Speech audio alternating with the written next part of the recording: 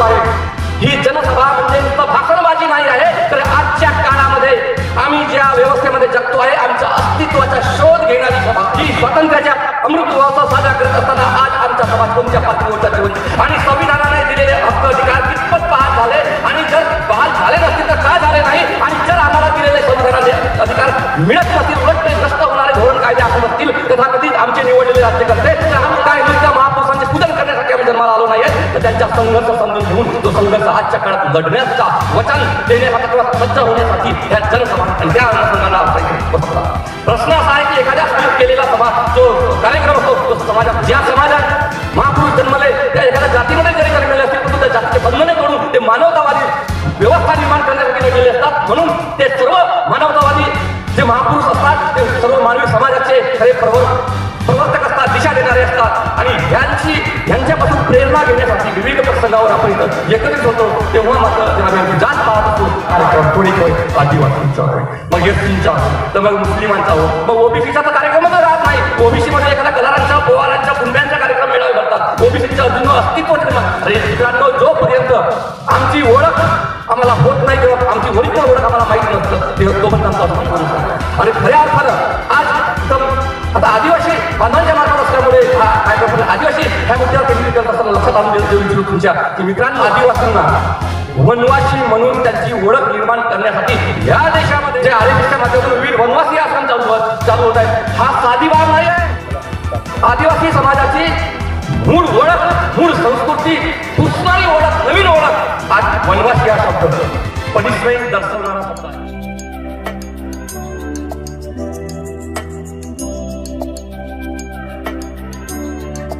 शिक्षणाचे द्वार खुले करणारे तात्यासाहेब महात्मा ज्योतिराव फुले, खऱ्या विद्याच्या देवी क्रांती ज्योती सावित्रीबाई फुले, आणि ह्या देशाच्या सत्ता संपत्तीमध्ये भागीदारी मिळावी म्हणून समस्त जाती धर्माच्या लोकांना, वंचित घटकाला, शेतकऱ्या कामगारांना भागीदारी मिळावी म्हणून आरक्षणाचे तत्व अवलंबणारे, आरक्षणाचे जनक, शिष्यवृत्तींचे जनक, वसतिगृहांचे जनक ठरलेले छत्रपती राजर्षी शाहूजी महाराज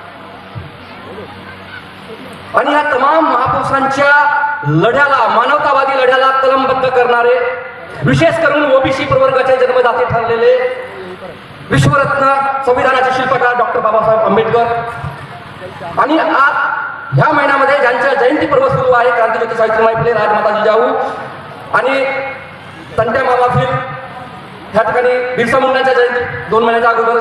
पण या आदिवासी समाजातील हे वीर पुरुष, आदिवासी समाजाच्या अस्तित्वासाठी लढणाऱ्या ह्या तमाम महापुरुषांना, त्याचसोबत आम्हाला सर्वांना इज्जतीचं जीवन लाभावं या देशामध्ये, म्हणून ज्या ज्या संत महापुरुषांना बेइज्जती सहन करावी लागली अशा तमाम संत महापुरुषांना सर्वप्रथम या मंचाच्या माध्यमातून अभिवादन करतो आहे. आणि आज गल्ला ह्या ग्राममध्ये सिंधुराष्ट्र आणि आदिवासी भारतच्या ह्या टायटलच्या अंतर्गत संवैधानिक, बौद्धिक, ऐतिहासिक, सामाजिक जनसभा आणि या सभेच्या अध्यक्षस्थान भूषवणारे सन्माननीय सय्याम सर आणि तिरुमल पीबी सय्याम सर आणि विशेष करून मुख्य मार्गदर्शक म्हणून इथे उपस्थित असलेले समाजात काम करणारे, समाजाला दिशा देणारे, बहुजन समाजाला असे सन्माननीय आमचे चळवळीतील सोबती सन्माननीय सुनील भाऊ भरणे, गोंदिया जिल्हा परिषदेतील कृषी व पशुसंवर्धन विभागाचे सभापती सन्माननीय सोनूभाऊ कुटे, तसेच महासचिव ओबीसी संघर्ष समिती गोंदिया जिल्हा, आणि आतापर्यंत ह्या मार्गदर्शनाच्या संस्थेमध्ये प्रखर अशा वाणीने आदिवासी समाजाचं अस्तित्व काय आहे आणि ते टिकवून ठेवण्यासाठी कोणत्या कोणत्या महापुरुषांनी बलिदान दिलं, संघर्ष केलं, आणि ते आज जर आम्हाला टिकवून ठेवायचे असेल तर हे ओजस्वी वाणीने आमची अवस्था इथं मांडणारे आणि आम्ही लढ्यासाठी सज्ज व्हायला पाहिजे असे ह्या मार्गदर्शनाच्या शृंखलेमध्ये इथं युवा तलबदार वक्ते सुनील बनसोड, ह्या पूर्वी बोलून गेलेले आपले राहुल एल्ले सर, इथं उपस्थित असलेल्या सन्माननीय किन्नाके मॅम, पंचायत समितीचे सदस्य पंढरे मॅम, ह्या गावचे प्रथम नागरिक सन्माननीय पटलेजी, अजयजी भोयर, आणि इथं सर्वांत छोटू भाऊ बोरकर, सन्माननीय गडचिरोलीवरून आलेले कृपाची, आणि माझ्या आणि सन्माननीय आदरणीय मंच, सगळ्यांचे नाव माहीत नाही आहे, आणि माझ्या समोर इथं उपस्थित असलेल्या सिंधू द्रविड संस्कृतीतील नाग लोकांनो, बुद्धाच्या बहुजनांनो, शिवरायांच्या मावळ्यांनो, फुले शाहूंच्या सत्यशोधकांनो आणि डॉक्टर बाबासाहेब आंबेडकरांच्या संविधान काळातील SC ST OBC मायनॉरिटी बहुजन बंधू भगिनी, आज जी ही जनसभा सुरू आहे ही जनसभा म्हणजे नुसतं भाषणबाजी नाही आहे, तर आजच्या काळामध्ये आम्ही ज्या व्यवस्थेमध्ये जगतो आहे आमच्या अस्तित्वाचा शोध घेणारी सभा आहे. की स्वातंत्र्याच्या अमृत महोत्सव साजरा करत असताना आज आमचा समाज कोणत्या पातळीवरचा जीवन जगत आहे आणि संविधानाने दिलेले हक्क अधिकार कितपत बहाल झाले आणि जर बहाल झाले नसतील तर का झाले नाही, आणि जर आम्हाला दिलेले संविधानाने अधिकार मिळत नसतील, उलट ते नष्ट होणारे धोरण कायदे आखत असतील तथाकथित आमचे निवडलेले राज्यकर्ते, तर आम्ही आज काय करतो आहोत? काय नुसत्या महापुरुषांचे पूजन करण्यासाठी आम्ही जन्माला आलो नाहीये, तर त्यांचा संघर्ष समजून घेऊन तो संघर्ष आजच्या काळात लढण्याचा वचन देण्यासाठी किंवा सज्ज होण्यासाठी ह्या जनसभांचं आयोजन असतं. आणि त्या अनुषंगाने प्रश्न असा आहे की एखाद्या समाजानं आयोजित केलेला सभा जो कार्यक्रम असतो तो समाजापुरता मर्यादित नसतो. ज्या समाजात महापुरुष जन्मले त्या एखाद्या जातीमध्ये जरी जन्मलेले असतील परंतु त्या जातीचे बंधने तोडून ते मानवतावादी व्यवस्था निर्माण करण्यासाठी लढलेले असतात. म्हणून ते सर्व मानवतावादी जे महापुरुष असतात ते सर्व मानवी समाजाचे खरे प्रवर्तक असतात, दिशा देणारे असतात. आणि ह्यांच्यापासून प्रेरणा घेण्यासाठी विविध प्रसंगावर आपण इथं एकत्रित होतो. तेव्हा मात्र जनाब यांची जात पाहत असतो. माझा कार्यक्रम थोडी आदिवासींचा होय, मग एससींचा हो, तर मग मुस्लिमांचा हो, मग ओबीसीचा तर कार्यक्रमच राहत नाही. ओबीसी मध्ये एखाद्या कलारांचा, पोवारांच्या, कुंभ्यांचा कार्यक्रम मेळावे भरतात. ओबीसींच्या अजून अस्तित्व अरे मित्रांनो, जोपर्यंत आमची ओळख आम्हाला होत नाही किंवा आमची ओरिजिनल ओळख आम्हाला माहित नसतं तोपर्यंत आमचं अस्तित्व नसतं किंवा अस्तित्व निर्माण होत नाही. आणि खऱ्या अर्थानं आज इथं आता आदिवासी बांधवांच्या मार्फत असल्यामुळे हा कार्यक्रम आदिवासी ह्या मुद्द्यावर केंद्रित करत असताना लक्षात आणून देऊ इच्छितो तुमच्या की मित्रांनो, आदिवासींना वनवासी म्हणून त्यांची ओळख निर्माण करण्यासाठी या देशामध्ये जे RSSच्या माध्यमातून विविध वनवासी आश्रम चालू होत आहेत, हा साधी बाब नाही आहे. आदिवासी समाजाची मूळ ओळख, मूळ संस्कृती पुसणारी ओळख, नवीन ओळख आज वनवासी हा शब्द पनिशमेंट दर्शवणारा शब्द आहे. वनवासी हा शब्द म्हणजे तुम्हाला शिक्षा, गुन्ह्यात राहणारे अशा पद्धतीची ओळख देणारा आहे. आणि हा जो शेड्यूल ट्राईब ST समूह जो आदिवासीचा निर्माण झालेला आहे त्याचे जे निकष आहेत ते निकष जे आहेत आदिवासी संस्कृतीचे जे निकष आहेत त्या निकषाच्या सामाजिक, सांस्कृतिक, शैक्षणिक ह्या निकषांची आदिवासीचे निकष पालन करतात. म्हणून आदिवासी हा एक शेड्यूल तयार झाला आहे इंग्रजांच्या काळामध्ये बाबासाहेबांच्या नेतृत्वामध्ये. आणि हा निकष वनवासी जर आम्ही नवीन ओळख धारण केली, आता ह्या देशामध्ये सुप्रीम कोर्टाचे जजमेंट लागले आहेत. धार्मिक ओळखीची गोष्ट आली आहे की आदिवासी हे हिंदू नाही, तसा हिंदू धर्मच नाही. हिंदू हा धर्मच नाही आहे. मूळ धर्म वैदिक धर्म आहे. मूळ धर्म म्हणजे तो वैदिक धर्म आहे, ब्राह्मणी धर्म आहे, वर्ण व्यवस्थेचा धर्म आहे. आणि ह्या धर्माच्या अंतर्गत आदिवासींना खेचण्यासाठी मग पुढे 2001 मध्ये बहुतेक एक सर्वोच्च न्यायालयाचा अजून जजमेंट आला की आदिवासी जरी मूळ हिंदू नसले तरी तो हिंदू धर्म मानणारा आहे, हिंदू संस्कृती मानणारा आहे. म्हणजे मूळ गोंडी आदिवासी संस्कृतीमध्ये वर्णवादी, विषमतावादी विचारांची भेसळ करण्याच्या षड्यंत्रकारी कार्य ह्या देशामध्ये मनुवादी विचाराचे जे संघटन आहेत, हिंदुत्ववादी विचाराचे संघटन आहेत, ब्राह्मणी विचारधाराचे संघटन आहेत, ते करत आहेत. आणि हे जर झालं तर काय होईल? अजून आता एक न्यूज वाचण्याच्या माध्यमामध्ये एक डिलिस्टिंग आदिवासी समाजामध्ये डिलिस्टिंग म्हणजे आदिवासी शेड्यूल ट्राईब मध्ये ज्या जातींचा समूह आहे तिथून काही जाती छाटण्याचा, डिलिस्टिंग करण्याचा प्रोग्राम ह्या सरकारच्या धोरणाने आता पुढे येणार आहे. काय होणार आहे? आणि संविधान काय म्हणतो? संविधान हे म्हणतो की कोणत्याही राज्याला, कोणत्याही उच्च सर्वोच्च न्यायालयाला आदिवासी लिस्ट मध्ये सामील करण्याचा अधिकार नाही. तो राष्ट्रपतीला आहे. आणि ते करायचेही असेल तर बहुमताने संविधानामध्ये म्हणजे संसदेमध्ये बिल पारित झाल्याच्या नंतर एखादी जात आदिवासी सिद्ध होतं की नाही होत त्या कसोटीवर ती एखादीची जात आदिवासी शेड्यूल ट्राईब मध्ये समाविष्ट केली जाईल अथवा काढली जाईल. परंतु होतं काय? इथं बरीच चर्चा होत आहे आमच्या मणिपूर राज्यातील ज्या घटना घडतायत आमच्या बांधवांची की त्यामध्ये मैत्री आणि कुकी समाजातला जो संघर्ष पुन्हा जगाने पाहिलेला आहे. तर ओरिजिनल आदिवासी असलेला जो समाज आहे कुकी, त्यामध्ये डॉमिनंट म्हणजे बहुसंख्य असलेला मैत्री समाजाचं राज्य आहे. आणि तिथं एक पीठीय न्यायाधीशाने मणिपूरच्या सर्व उच्च न्यायालयाने एक असं फक्त स्टेटमेंट दिलं की मैत्री समाजाला आदिवासी समाजामध्ये समाविष्ट सरकार, राज्य सरकार करण्याचा विधान आहे. तिथला मूळचा जो कुकी समाजाला वाटलं अरे ह्या देशामध्ये, ह्या राज्यामध्ये आम्ही अजूनही अल्पसंख्याक म्हणून राहतो, जो राज्यकर्ता हा मुख्य गडबड तसा समाज जर इथं आला तर आमचं काय होईल, आमच्या जंगल जमिनीचं काय होईल, म्हणून त्यांनी लढा उभारला आणि तो संघर्ष निर्माण झाला. त्या संघर्षाची फळे आपण बघतो की त्या महिलांपर्यंत तिची झप होती. तिथं छावण्या, गावगावच्या छावण्या, तिथं माणूस की संपलेली होती. कोणत्या जातीचा आहे ते पाहून ते गोळीबार करून संपवण्याचा तो तिथं षडयंत्र म्हणजे युद्ध सुरू झाला. तो जर माझ्या प्रश्नाचा इथं उपस्थित असलेल्या बांधवांना काय देशामध्ये कुठेही जर माझ्या समाजावर अन्याय होत असेल किंवा शोषण होत असेल तर त्याची आवाज गोंदिया जिल्ह्यातून ग्रामच्या भूमीतून त्याच्या निषेध आम्ही नोंदवलं पाहिजे. झालं का असं, म्हणजे किती सचेत आहोत आम्ही यांच्या अधिकाराबद्दल ते बदल पाहिजे. इथे एक चर्चा झाली की एका आदिवासी बांधवावर मूत्रविसर्जन करतो हिंदुत्ववादी प्रवृत्तीचा एक जातीवादी प्रवृत्तीचा माणूस, त्याचा निषेध ह्या ग्राम गावामधून आदिवासीच नव्हे जो स्वतःला माणूस म्हणून समजतो त्या सर्वांनी निषेध करायला पाहिजे. आम्ही जिथे जिथं सभा आम्ही नोंदवल्या तर निषेध नोंदवला आहे आम्ही. त्याच्यात एक माणूस दुसऱ्या माणसावर मृत्यूच कसा शकतो, काय त्याला सेल्फ डिग्निटी सन्मान आहे की नाही या माणूस म्हणून जगण्याचा. तर मग असं का होतं त्याचं कारणही असं त्या मित्रांनो, त्या माणसांची जातीवादी माणसांची जडणघडण त्यांच्या धर्म संस्कृतीनुसार होते. ते जातीवादी व्यवस्थेला मानणारे वर्णव्यवस्थेला मानणारे लोक असतात ते स्वतःला आम्ही या देशाचे मालक आहोत, उच्च खालच्या जातीचे लोक आहेत, शूद्र अतिशूद्र आदिवासी हे आमचे गुलाम आहेत, ही नाहीत हीच आहेत, ही अशा मानसिकतेतून त्यांची जडणघडण होते म्हणून त्याचे साहस करत असतात. तर अशा विचाराविरुद्धचा लढाच ह्या संत महापुरुषांचा लढा आहे. इंग्रजांच्या विरुद्ध लढला, मुघलांच्या विरुद्ध लढला. मग आजही आमचं जर शोषण होत असेल, आजही आम्हाला ह्या देशामध्ये माणूस म्हणून समजण्यात येत नसेल किंवा आमचा संवैधानिक अधिकार अजूनही आम्हाला न देता आहे ते जर आमच्यापासून हिरावले जात असतील तर राज्य कोणाचं आहे? मग प्रश्न असा पडतो, काय आज इंग्रजांचं राज्य आहे, मुघलांचं राज्य आहे, कोणाचं राज्य आहे? हिंदूंचंच राज्य आहे ना.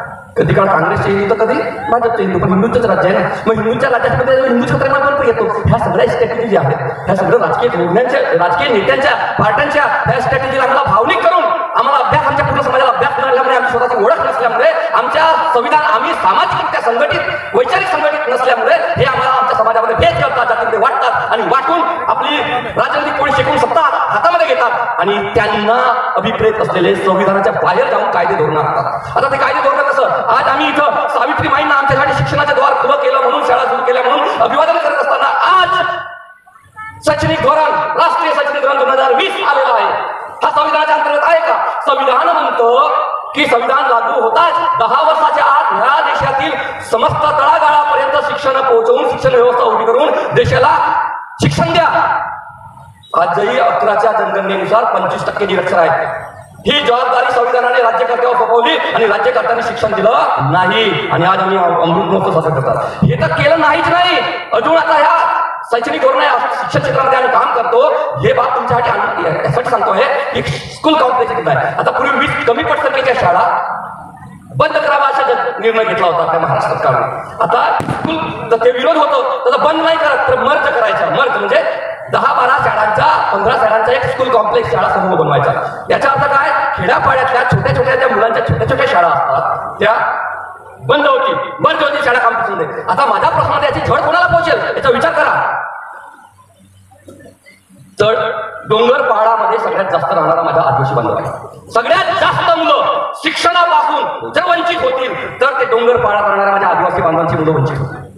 याच्या उदाहरण शिक्षण चळवळीत काम करत असतानाचं उदाहरण सांगतो. चंद्रपूर जिल्ह्यामध्ये जेव्हा हा पहिला 2-4 वर्षाचा अगोदर भरपूर आला होता तेव्हा एक शाळा बंद पडली होती पहाडावर आणि तिथून दुसऱ्या गावात जाण्याकरता 8-10 किलोमीटर आणि पूर्ण सुनसान रस्ता, वन्य प्राण्यांची भीती आणि 6-7 वर्षाच्या मुलातून पायदळ दुसऱ्या गावी 7-8 किलोमीटर जाऊ शकतो का?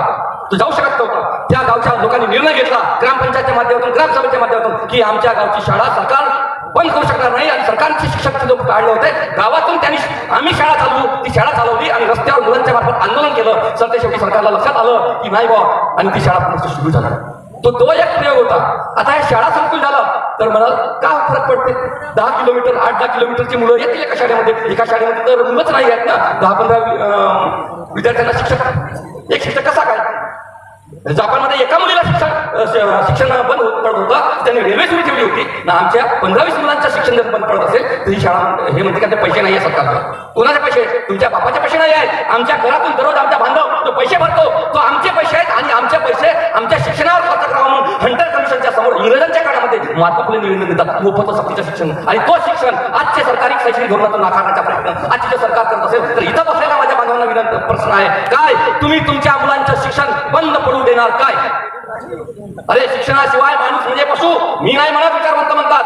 महात्मा फुलेंनी म्हटलेलं आहे, शिक्षणाअभावी मनुष्य पशुतुल्य जीवन जगतो, आणि आम्हाला माणूस म्हणून सन्मानानं जीवन जगत असेल, स्वतःची ओळख निर्माण करून जीवन जगायचं असेल तर शिक्षण हवं आहे. आणि माझ्या गावच्या जी शाळा बंद पडत असेल तर त्याची व्यवस्था कोण करावं? संविधानानं सरकारनं सोपवलेली आहे, आणि सरकारला आम्ही निवडलेली सरकार म्हणतं की आम्ही तेवढा पैसा खर्च करू शकत नाही, बजेट बराच कमी झालेला आहे. आता त्याच्यावर तो भाग वेगळाच आहे. मग उच्च शिक्षणामध्ये तुम्ही जा, उच्च शिक्षणामध्ये पण आताची जी आहे SC ST OBC सगळ्यांची विकास व्यवस्था वेगवेगळी आहे, त्या अनुषंगाने त्यांचे प्रवर्ग वेगवेगळे आहेत, आणि त्यांना प्रतिनिधित्व मिळावं म्हणून नोकरीत आणि शिक्षणामध्ये आरक्षण आहे. आता हायर एज्युकेशनमध्ये नवीन ड्रॉपमध्ये एज्युकेशनल रिझर्वेशनची काही वाच्यता नाही, शब्द सुद्धा नाही.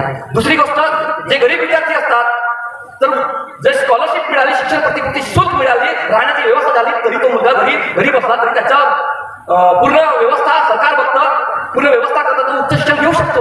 आता तिथं हे शिष्यवृत्ती देण्याचा जो आहे कसा SC ST OBCला, तसं त्याचं प्रावधान नाही या नवीन धोरणामध्ये. मग कसं वंचित दुर्बल घटक, आता वंचित दुर्बल घटक म्हणजे सरकार ठरवेल म्हणजे त्या कॅटेगरीचे जे तुमचे बाहेर आहेत तिथे बाउंड्री नाही, मग ते कोणतंही एका दुर्बल त्यांना वाटते ते ठरवतील.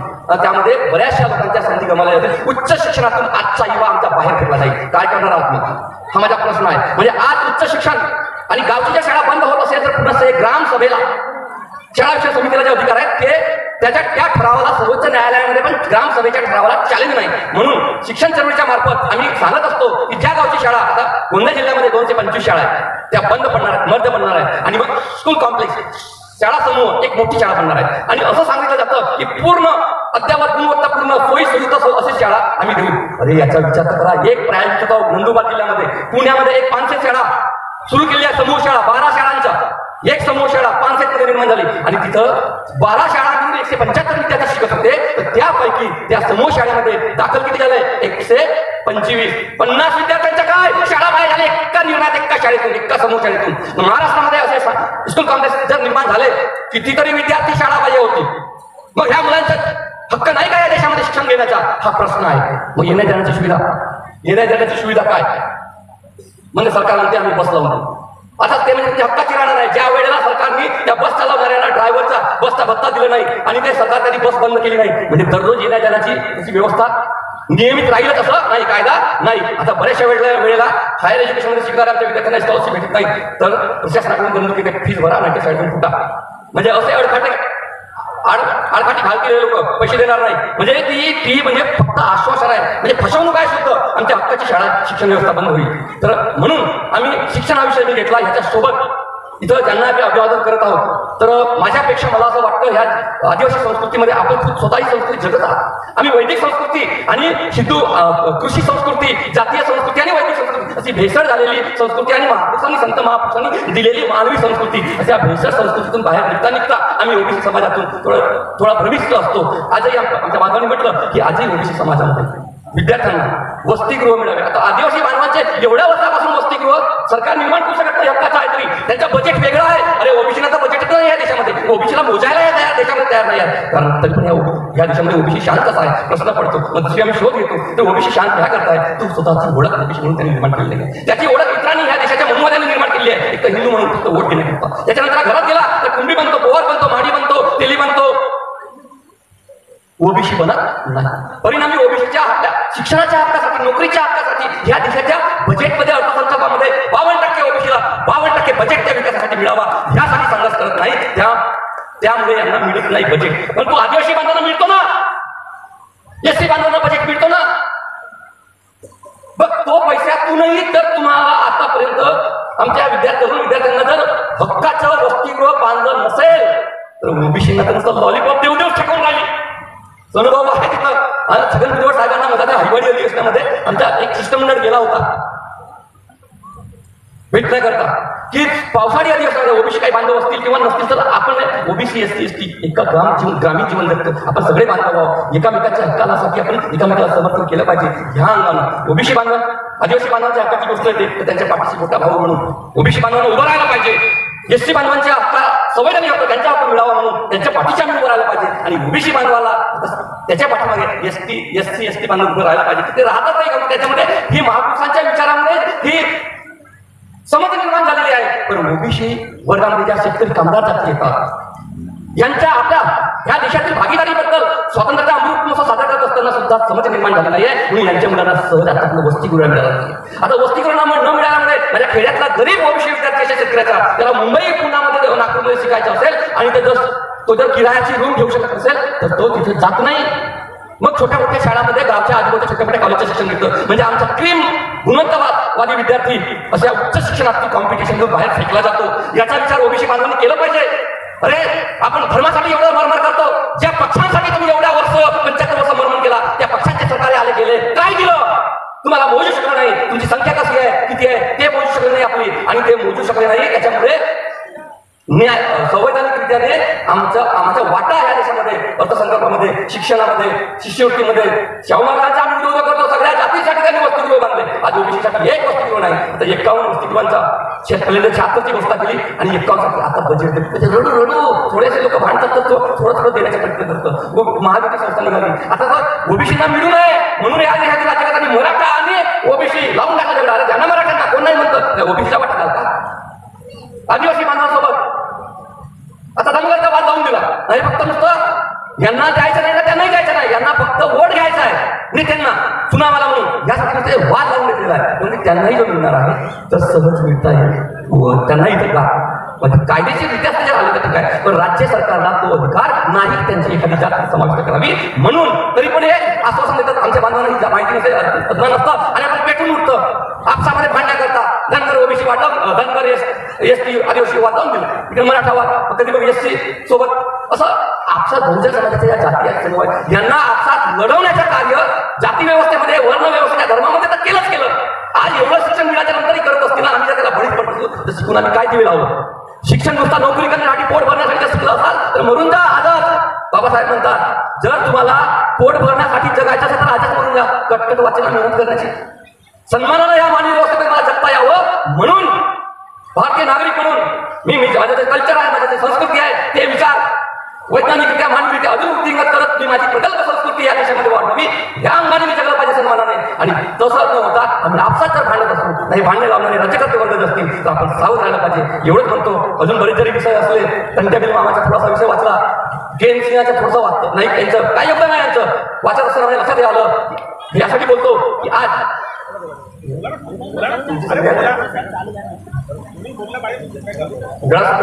हे सांगतो की यांचा बंड इंग्रजांचं राज्य होतं.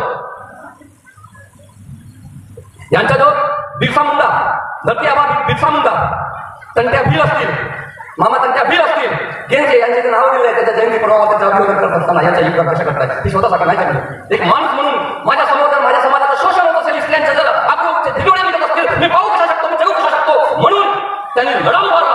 पहिला लढा या देशातील इंग्रजांच्या विरोधात होता. वतनदार, सावकार, गावखेड्यामध्ये ह्या लोकांचं शोषण हे पहिल्या पातळीवर इंग्रजांचे एजंट बनून जे शोषण करत होते, पहिला लढा इथून सुरू झालेला आहे. बिरसा मुंडांचा पण लढा. मग तो लढा शिखर सरकार, इंग्रज सरकारची असल्यामुळे तिथून मग तो तिकडे गेलेला आहे. मध्य प्रदेशमध्ये खंडवा, जबलपूरच्या क्षेत्रामध्ये मामा तंट्या भिलांचा जो आहे योगदान, स्वतःची जमीन जेव्हा एका सावकार जमीनदाराने आपल्या नावावर म्हणजे 4 वर्षाचे लगान, टॅक्स भरू शकत नव्हता त्या काळचा आमचा शेतकरी बांधव, टॅक्स भरला नाही, लगान दिलं नाही, त्यांच्यासमोर जमीन हिसकावून गेले होते आपल्या गावात गेले लोक. त्याच्या विरोधात उद्गार तंट्या मामा भिलाने उभारला. कोणासाठी होता? स्वतःच्या अनुभवातून समाजाच्या शोषणाच्या विरुद्ध त्यांनी लढा उभारला, समाजाची फौज निर्माण केली. त्याला पकडू शकत नव्हते कोणी. पण दुर्दैवात आहे आम्ही ज्या समाजामध्ये वीर पुरुष निपसतात त्याच समाजामध्ये गद्दारही वीर निपसतात हे दिसतं आम्हाला. इतिहास सांगताय इंग्रज सरकार, इंग्रज सैनिक बिरसा मुंडांना पकडू शकत नव्हते. बक्षीस ठेवलं, फितूर समाजातल्या फितूर गद्दारांनी पकडून दिलं, म्हणून ते लवकर पकडायला गेले. मामा तंट्या भिल यांच्यात एका मुबोली बाहेर म्हणतो ना आपण, त्यांच्या काय मध्यावर इंग्रज सरकार पकडू शकत होते. एवढी चतुर होते हे लोक, एवढी वीर होते, सापडत नव्हते इंग्रज सरकारला. नातेवाईकांच्या माध्यमातून पकडून दिलं. हा इतिहास आहे. आणि दुसरी गोष्ट आपले गेनसिंग नाईक हे वतनदार, जहागीरदार इंग्रजांच्या काळामध्ये होते. जसं इंग्रज सरकारने लगान वाढवली, माझे शेतकरी बांधव आहेत, माझे आदिवासी बांधव आहेत, हे आधीच पिचलेले आहेत, अजून यांच्यापासून लगान म्हणजे टॅक्स वाढवत आहेत, म्हणून त्यांनी इंग्रज सरकारचा विरोध केला. इंग्रज सरकारने आदेश दिला, त्यांच्या अंतर्गत विरासत सांभाळ होते गेनसिंग नाईक. तेव्हा त्यांनी काय केलं, झुगारला आणि इंग्रजांच्या विरुद्धात समाजाला उभं केलं। अरे हम लगान नहीं देंगे, हमारी बाप दादा की जमीन है, हमारी जान जमीन है और इसका भुगतान उनको देंगे, ये बड़ा नजर है, ये हमारा शासन हो रहा है। उसके खिलाफ लड़े और मालूम है जब अंग्रेज सरकार ने खेळ राजवाड्याच्या समोर त्यांना फसवलं लटकवला। कोणासाठी मेले? गेनसी नाही, समाजासाठी केलं। तर समाजाने मग त्यांच्यापासून काय लढा द्यायला पाहिजे? त्यांना सलामी देत असताना आज जर आमच्या समाजाच्या विरोधामध्ये जर कोणतीही सरकार असेल, कोणताही नेता असेल, कोणताही धर्म असेल, जर शोषण करत असेल तर आम्ही उभा उठलं पाहिजे। प्रश्न पडतो, उठतो का? आज जीएसटी लागलेली आहे, जीएसटी गुड्स सर्व्हिस टॅक्स। त्या काळामध्ये लगान खूप आता खूप मोठ्या प्रमाणामध्ये टॅक्स म्हणजे खिशातून आमची जी कमाईचा जो हिस्सा आहे मॅक्सिमम हिस्सा टॅक्स म्हणजे सरकारच्या खजिन्यामध्ये घालतोय आणि तो सरकारच्या खजिन्यात आपला जो पैसा जातोय तर तो पैसा मग खर्चही आपल्यावर सोयीसुविधेवरही होत नसेल, बरोबर शिक्षण मिळत नसेल, बरोबर घरकुलची थोडीफार आता व्यवस्था जरी असली पण त्याचाही इतिहास आहे। कुठून निर्माण झाला आहे ते संविधानाच्या आर्टिकल 21 कुठून निर्माण झालेला आहे या निर्णयामुळे। तर मला हे सांगायचं होतं की टॅक्स अतुलच टॅक्स घेतात आज, म्हणजे खूप लगान वाढवतात का त्यावेळेस लागले आजचे नेते जाऊ द्या सवर्ण नेते तर त्या विचाराला आम्ही समश्रेष्ठ हमश्रेष्ठ मला येतो एसटी ओबीसी मध्ये गुलाम आहे ते मात्र जास्त सोडा, पण एससी एसटी ओबीसीचे नेते संसदेमध्ये काय फार झोपतात ज्यांच्या समोर शेतकऱ्यांच्या विरोधी बिल पारित होतं हे साहित्य करतात, शिक्षणाच्या म्हणजे गरिबांच्या एससी एसटी ओबीसीच्या विरोधी शिक्षण बिल पास होतो हे सही कसे करतात? प्रश्न असा पडतो असे बरेचसे बिल आहेत एक बिल मांडण्याची हे नाही आहे यादी बनवून घ्यावं लागतं समोर। म्हणजे या देशातील बहुजन समाजाला मातीत काढण्यासाठी संविधानात दिलेल्या अधिकारापासून वंचित करण्यासाठी नवीन नवीन धोरणं कायदे आहेत। आमचे नेते निवडून तिथं काय करतायत तर त्यांची हमाली करतायत, समाजाला गद्दारी, समाजाला धोका देत आहेत, समाजाच्या हक्क अधिकारला वंचित ठेवण्यापासून जे धोरणं आखत असतील आणि ते आमचे हक्क अधिकार मिळवण्यासाठी आम्ही त्यांना पाठवतो हे मिळवून देत असतील तर समाजाला आता उभं व्हायला पाहिजे, समाजाने एकत्र यायला पाहिजे, विचार करायला पाहिजे आणि पर्यायी व्यवस्था असे महापुरुष जे लढणारे आहेत सन्मानाने समाजाला जीव देणारे लोक आमचे नेते असले पाहिजे। त्या पद्धतीचे विचारधारेच्या लोकांनी फुले आंबेडकरी विचारधारेच्या लोकांनी आपली एक नीट बांधून आपला निकाल मांडायला पाहिजे। पण प्रस्थापित जे पक्ष आहेत हे पक्षात म्हणजे मनवादी वर्णवादी विचारधारा पक्ष असल्यामुळे हे कितीही आपल्याकडून नेते गेले तरी हे काही त्यांच्यासमोर बोलू शकत नाही, न्याय देऊ शकत नाही। फक्त या मंचावर वास्तविक तुम्हाला सांगलं पण तिथं तुमच्या हक्काचं बोलू शकत नाही, म्हणून आपण सावध झालं पाहिजे। आणि काय काय होतं अजून बऱ्याच जरी गोष्टी असल्या पण मलाही बरं वाटत नाही, एकटंच बोलून बसावं जवळपास मी अर्धा तास बोलत आहे असं वाटतं मला।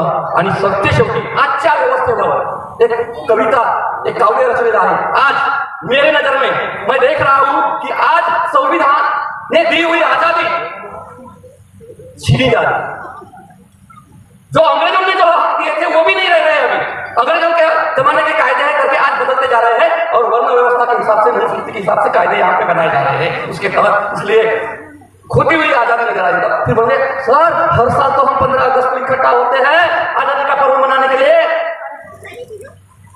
तो क्या है? तो आजादी का मतलब अंग्रेज गए, मुगल गए, हमारे देश के हमारे जाति के लोग राज कर रहे हैं, सब आजादी नहीं है। आजादी का मतलब मैं इंसान हूं, मैं मानव हूं और मानव बन के जीने के लिए जो मानवाधिकार है वो मानवाधिकार मेरे को मिले, इस देश में मेरे को हिस्सेदारी मिले, जल जगह जमीन में, शिक्षा में, स्वास्थ्य में, रोजगार में, बजट पे मेरे समाज को। जातिवादी व्यवस्था है तो जाति की खबर देना पड़ेगा, जिस दिन जातिवादी व्यवस्था को खत्म कर दो तो जाति के मान से मांगेगी भी नहीं। ये संघर्ष है महापुरुषों का, तो ये देना पड़ेगा, तो ये छीनते जा रहे हैं। अधिकार विहीन जीवन मतलब गुलामी, क्या है? अधिकार विहीन जीवन मतलब गुलामी। तो ये एंगल से जब मैं सोचता हूं तो मेरे को जो नजर आता है, आपको एक अच्छी सी अभी की जो कविता है सुनाने जा रहा हूं। मेरे कविता का इससे मैं रजा दूंगा। मेरे कविता का शीर्षक है खोती हुई आजादी। आज के दौर में महापुरुषों को पढ़ने के बाद, संवैधानिक अधिकार को पढ़ने के बाद और आज के राज्यकर्ताओं के धोरण पढ़ने के बाद, नीति निरीक्षण पढ़ने के बाद मेरा जो आकलन है इस कविता के माध्यम से आपके सामने रखने जा रहा हूं और विदा दूंगा। टाइटल है खोती हुई आजादी। क्या खो रहे हैं? मैं आवाज हूं उनका, आजादी का मतलब जिन्हें समझा नहीं। मैं आवाज हूं उनका, आजादी का मतलब जिन्हें समझा नहीं। जाति की गुलामी यहाँ अमृत महोत्सव मना रही, जाति की गुलामी यहाँ अमृत महोत्सव मना रही। आज भी हम जाति के बाहर नहीं निकल पाए। जातीय मानसिकता यानी जातिवाचक कायदे के हिसाब से सब ये परोसा जा रहा है, इसलिए जाति की गुलामी अमृत महोत्सव के दौर में हम मना रहे हैं। आजादी के जश्न में, आजादी हर साल हम इकट्ठा होते हैं, एक साबित करते हैं, एक भावनिक रूप से मनाते, वो आजादी तो नहीं है। ऑलरेडी इन्होंने बोल के कौन से अपने अन्ना कहते हैं ये आजादी झूठी है, देश की जनता भूखी है। तो भूखी इसलिए कि हमारा हिस्सा देश में हमको मिल नहीं रहा है संख्या के तादाद में। आजादी के जश्न में मेरी आजादी खो गई, मुट्ठी भर लोगों के घरों में धन और मेरिट ले गई। मुट्ठी भर लोगों के घरों में धन और मेरिट ले गई। धन देश की संपत्ति, सरकारी संपत्ति अदानी अंबानी की सरकार बेच रही है। किसकी संपत्ति है? ये जनता की संपत्ति है। किसके नाम करने जा रही है? मुट्ठी भर पूंजीपतियों के नाम धन ले जाते हैं। मेरिट में हमारे हायर एजुकेशन से बच्चे फेंके जा रहे हैं। मुट्ठी भर लोगों के बच्चे मेरिट अपने आप को घोषित करके एमपीएससी यूपीएससी ये संवैधानिक संस्था है, फिर भी लैटरल एंट्री के माध्यम से अपने जाति के लोगों को सचिव बनाया जा रहा है इस देश की नीतियां आंकने के लिए। क्या हमारे लिए आंकेंगे? हमारा प्रतिनिधि नहीं वहां पे, तो सिस्टम खत्म कर दिए। धन और मेरिट ले गए। आगे देखो, इसके खिलाफ अगर नहीं समझेंगे, नहीं लड़ेंगे तो आगे क्या क्या होगा। बोलने जाता हूं, बस व्यवस्था के बारे में बोलने जाओ, क्या बोलते हैं देश में? इस बोलने जाता हूं तो देशद्रोही कहलाता हूं, श्रम का मूल्य मांगू तो आंदोलनजीवी बन जाता हूं। हमारे किसान अपने श्रम के लिए, किसान कामगार अपने श्रम के लिए मूल्य मांगने जाते हैं, संघर्ष करते हैं, आंदोलन करते हैं, तो उनको हिलाया जाता है, देशद्रोही बोला जाता है, आंदोलनजीवी बोला जाता है। इस देश के पदाधिकारी बोलते हैं। इसका मतलब वो तुमको नकारते हैं, हम तुम्हारे को, किसानों को नकारते हैं, पिछड़ों को नकारते हैं। इसलिए ये व्यवस्था जो आ रही है, तो उनके व्यवस्था में हम उनके धर्म की व्यवस्था के हिसाब से, उनके व्यवस्था के हिसाब से हम देशद्रोही, क्योंकि वो हमको इस देश का समझते नहीं। इसका मतलब संवैधानिक देश निर्माण करने की जवाबदारी आज एससी एसटी ओबीसी माइनॉरिटी के लोगों ने लेना चाहिए, तब हमारा देश खड़ा होगा। वो अपना देश उसको समझते हैं, वो उनके देश उनके देश के जो हिस्सा है, हम उनके देश के गुलाम। इसलिए एनआरसी वो सब हम पढ़े और आएगा, घबराओ, जिनका नाम नहीं है, अपने इसी देश में तुम एक गुलाम बन के रहने वाले हो। जो वोटिंग का अधिकार भी नहीं रहने वाला है, शरणार्थी रिफ्यूजी करके रहने वाले, ऐसी व्यवस्था इस देश के राज्यकर्ता संविधान के बाहर जाके ला रहे हैं। तो सोचो हम कहां खड़े हैं, ये एनालिसिस करने यहाँ पे हम बैठे हैं।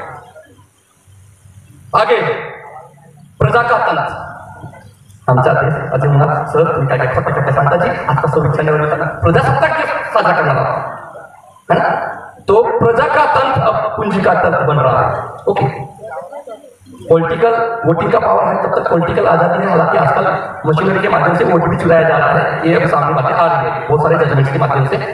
ठीक है, कैसे खत्म हो रहा है प्रजातंत्र? ये देखो, प्रजा का तंत्र अब पूंजी का तंत्र बन रहा है, देश के जमीन और उत्पाद का।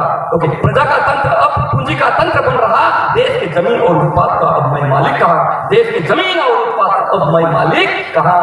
सहदेव की बात हो रही है, वहां की खनिज संपत्ति आदिवासियों को उनके मर्जी के बगैर उनकी वहां पे फैक्ट्री कर रही है, अदानी के लिए वो तैयार कर रहे हैं। तुम्हारा कहां रहा? 5वीं 6वीं सूची की बात की जा रही है, ग्राम सभा के निर्णय के बगैर कोई भी आदिवासी की ग्राम सभा के उनके हयात की कोई भी खिलाफ उनकी जमीन और जंगलों को ले नहीं सकता। ले रहे हैं, जबरन ले रहे हैं, आदिवासी को इस तरह किया जा रहा है, पीटा जा रहा है। देश के जमीन और उत्पाद का अब मैं मालिक कहां? खोजो अपने आप को। फिर मेरी अवस्था क्या है आज के देश में? जो भी धर्म व्यवस्था चल रही है उसके धर्म में कहा, धर्म में भी कर रहे हैं अपने आप गुरु में कहा, धर्म एवं राजकोष में धन जमा करने मैं सिर्फ जिंदा हूं। धर्म और राजकोष में धन जमा करने में सिर्फ जिंदा हूं। मेरे मूल्य के लिए, मेरे श्रम के मूल्य के लिए मैं मेरे मालिकों पे आश्रित हूं, मैं मेरे मालिकों पे आश्रित हूं। यानी मेरे अधिकार का मेरे को नहीं मिलेगा, मेरे अधिकार का छीन कर कोई मालिक बैठा जाएगा, वो तय करेगा मेरा मूल्य, वो जितना देगा उतना लेना पड़ेगा। उसके ऊपर मैं मेरे पेमेंट के लिए निजीकरण कंट्रैक्ट करके ये चक्के हम ले रहे हैं। लास्ट में यही बोलना चाहूंगा, इस देश की जो सच्चाई है, वो इस देश का जो रोग है, जाति व्यवस्था का रोग है, जब तक इससे हम बाहर नहीं निकलेंगे तब तक हम अपना स्वसम्मान की जिंदगी, अपनी व्यवस्था, अपना देश संवैधानिक राष्ट्र नहीं बना सकते। तो उस तरह यही बोलना चाहूंगा, आजाद भारत में भी आज भी अवस्था, आजाद भारत में भी भूखमरी गरीबी से जूझता हूं। मैं प्रतिनिधि के रूप में इस आदिवासी समाज का, किसान मजदूर के समाज का की अवस्था की व्यथा क्या है, मैक्सिमम लोग वो बयान करने जा रहा हूं। आजाद भारत में भी भूखमरी गरीबी से जूझता हूं, जातिवाद से आजादी के लिए अब भी संघर्ष करता हूं, जातिवाद से आजादी के लिए अब भी संघर्ष करता हूं। तो दोस्तों, अगर ये बात नहीं समझे, आज की व्यवस्था किधर जा रही है, संविधान के बाहर की व्यवस्था, एक मनुवादी व्यवस्था, पूंजीवादी व्यवस्था इस देश में निर्माण की व्यवस्था का निर्माण हो रहा है। अगर इस दौर में हम अगर खड़े नहीं हुए तो आने वाले दौर में शिक्षा संपत्ति से तो वंचित होंगे, अपने बहु बेटियों की इज्जत भी हम बचा पाएंगे क्या नहीं, ये सवाल है। और इसलिए मैं बोलना चाहूंगा, जिसका शायर की पंक्तियां जो है, आज अगर खामोश रहे तो कल सन्नाटा छाएगा। इतिहास गवाह है। लगेगी, हर बत्ती जल जाएगी और पीछे से सिर्फ एक सदा ही आएगी, कोई नहीं है, कोई नहीं है, कोई नहीं है, ऐसा कोई नहीं है। इस दौर इस स्थिति पे समाज को जाने के पहले ही समाज में खड़ा हो जाना चाहिए। यह बोलते हुए मैं अपने आह्वानी को यहाँ विराम देता हूँ। गुलगुलान जिंदाबाद।